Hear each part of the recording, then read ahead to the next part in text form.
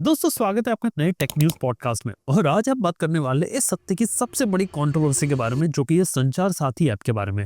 यानी कि गवर्नमेंट ने संचार साथी नाम की ऐप बनाई थी और उनका मोटिव ये था कि इंडिया में जो साइबर फ्रॉड होते हैं, जो IMEI के स्कैम्स होते हैं, यहाँ तक कि लोगों के नंबर चोरी हो जाते हैं, लोग की सिम के साथ फ्रॉड हो जाता है, और अलग अलग टाइप की जो प्रॉब्लम्स, जो OTP स्कैम, आपके डिजिटल अरेस्ट वाले स्कैम, ये सारी चीजें जो मार्केट में चल रही है ना, इसको रोका जा सके। और इसके लिए उन्होंने इस ऐप को डिजाइन किया था, संचार साथी, जो कि एक साइबर सिक्योरिटी की ऐप है, जिसके अंदर आप रिपोर्ट कर सकते हैं लॉस्ट स्मार्टफोन को, या फिर अगर आपका मोबाइल फोन कोई चोरी हो गया तो उसकी रिपोर्ट कर सकते हैं।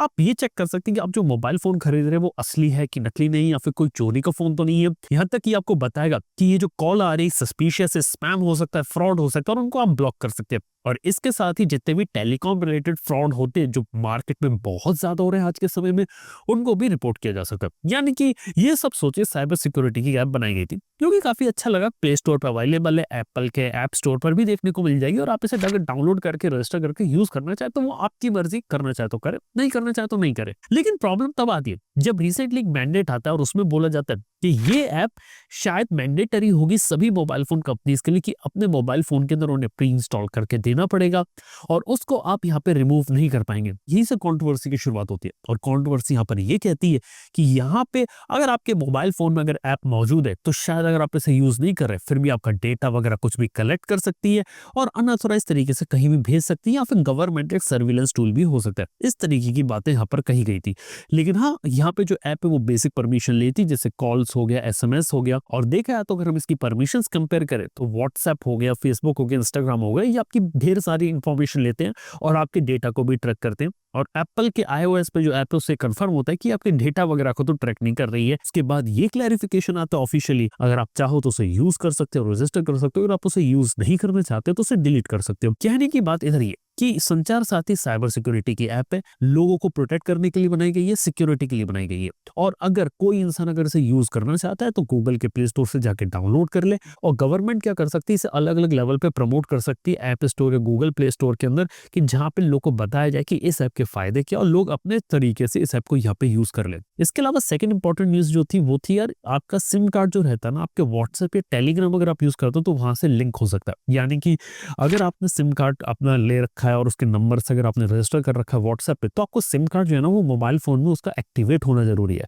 अगर मान लीजिए अगर आपने मोबाइल फोन से सिम कार्ड को हटा दिया, तो यहाँ पे जो व्हाट्सएप और टेलीग्राम होता है ना, वो यहाँ पे डीएक्टिवेट हो जाएगा। तो और उसके पीछे का रीजन है क्योंकि यहाँ पे व्हाट्सएप और टेलीग्राम के अंदर लोग के फ्रॉड वगैरह होने लगे थे, लोग गलत तरीके से एक्सेस करने लगे थे, और इस तरीके से सिम कार्ड वाले फ्रॉड्स यहाँ पे और ज्यादा ना हो, जिस कारण से व्हाट्सएप और टेलीग्राम के अंदर लोग का पर्सनल डेटा उनके नाम पे कोई किसी और को मैसेज करते, वो सारी चीजें ना हो, उनको रोकने के लिए चीज की गई है। इसके लिए व्हाट्सएप और टेलीग्राम को 90 डेज का टाइम दिया गया है, और उनको बोला गया है यहाँ पे अगर सिम कार्ड रजिस्टर है और उसे अगर रिमूव कर दिया जाए तो ऐप जो रहती है वो तरीके से काम नहीं करेगी।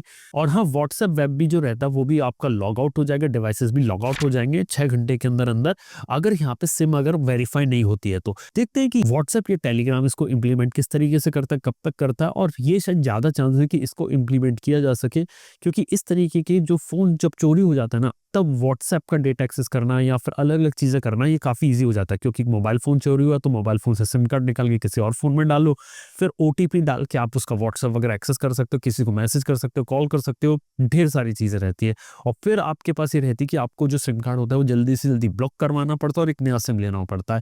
तो इस तरीके की जो चीजें रहती है सिम कार्ड वाली, ये वाली फ्रॉड थोड़े ज्यादा हो रहे हैं, तो उसको थोड़ा रिड्यूस करने के लिए बात की गई है। और अगली इंपॉर्टेंट न्यूज के बारे में बात करें तो सैमसंग ने अपना नया ट्राई फोल्डिंग फोन लॉन्च किया। और ये ट्राई फोल्ड जो फोन है सैमसंग का, ये रिसेंटली आया है, लेकिन आज से तकरीबन 1.5-2 साल पहले हुआवे की तरफ से आपको ऑलरेडी इस तरीके का फोन एक देखने को मिल चुका है, जिसके अंदर ट्रिपल फोल्ड हो जाता था फोन। यहाँ पे सैमसंग का भी कॉन्सेप्ट अच्छा है, देखने में अच्छा लगता है। लेकिन अब कुछ इंपॉर्टेंट बातों की बात, कि सैमसंग के इसके अंदर जो चिप है वो स्नैपड्रैगन 8 एलीट है, जो कि ऑलरेडी 1 साल से ज्यादा पुराना हो चुका है।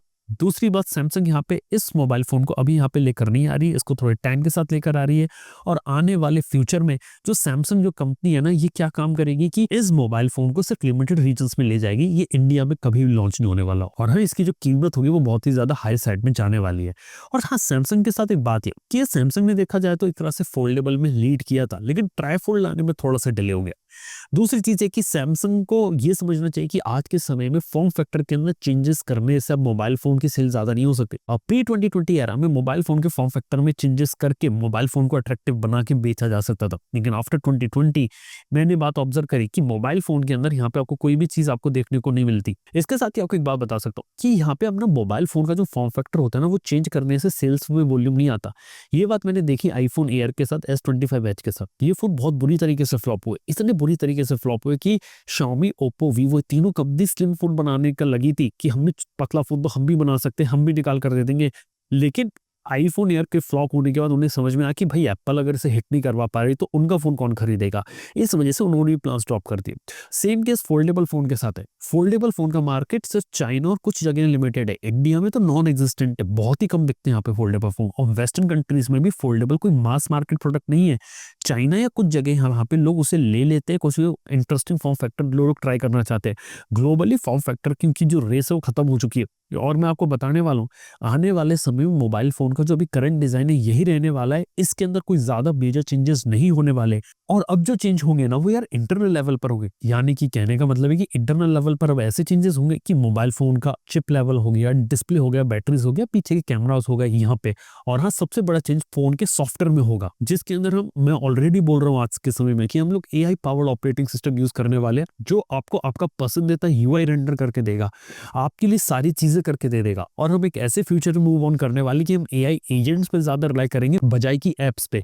ये एक तरीके का फ्यूचर 2 से 3 साल में होने वाला है। मैं अभी से बात सिर्फ इसलिए कर रहा हूँ क्योंकि ये एक बहुत नियर फ्यूचर है, जिसके बाद इंडस्ट्री में बहुत बड़ा चेंज आने वाला है। और ये चेंज अब हार्डवेयर साइड में नहीं, सॉफ्टवेयर साइड में होगा। देखते हैं चीजें कब आती है, किस तरीके से आती है। लेकिन हाँ, सैमसंग का ट्राईफोल्ड अटेम्प्ट अच्छा है, लिखता ज्यादा चलेगा नहीं। और बाय द वे, अगर सैमसंग के ट्राईफोल्ड की बात करें तो मैं सिर्फ एक इंसान की वीडियो का वेट कर रहा हूँ, जेरी रिक का। जेरी रिक का बेंडर्स में देखना चाहता हूँ कि आखिर ट्राईफोल्ड है कितना स्ट्रॉन्ग बनाया यहाँ पे सैमसंग ने। क्या आप लोग भी उसका इंतजार कर रहे हो क्या? तो दोस्तों फाइनली अब जो लास्ट न्यूज है उसके बारे में आते हैं। वो आती है कि जो एनवीडिया की जो चिप्स हैं और जो AI सर्वर्स होते हैं ना, वो आज के समय में मोबाइल फोन की जो LPDDR मेमोरी होती है उसे यूज करना शुरू कर रहे हैं। जिसका मतलब ये रहता है कि मोबाइल फोन के जो कंपोनेंट्स होते हैं वो अब AI सर्वर्स में ज्यादा जा रहे हैं, क्योंकि AI की पूरी दुनिया में ग्लोबल लेवल पे बहुत ज्यादा डिमांड आ रही है। इसके साथ ही यहाँ पे जो हाई बैंडविड्थ मेमोरी और जो DRAM रहती है, इनकी जो शॉर्टेज होती है मार्केट में ऑलरेडी हो गई है।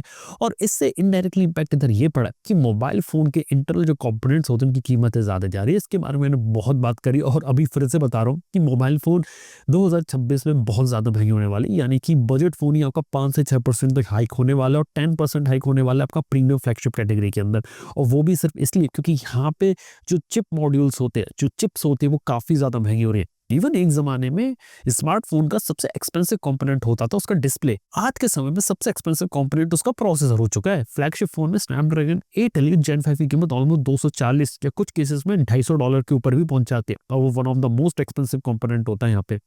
और इस वजह से देखा तो चिप्स वगैरह की जो कीमतें हैं, तो समझ जाओ कि यार चिप्स की जो ऑलरेडी कीमत होती है वो 30% ज्यादा हाइक हो चुकी है, 20% और ज्यादा हाइक होने वाली है।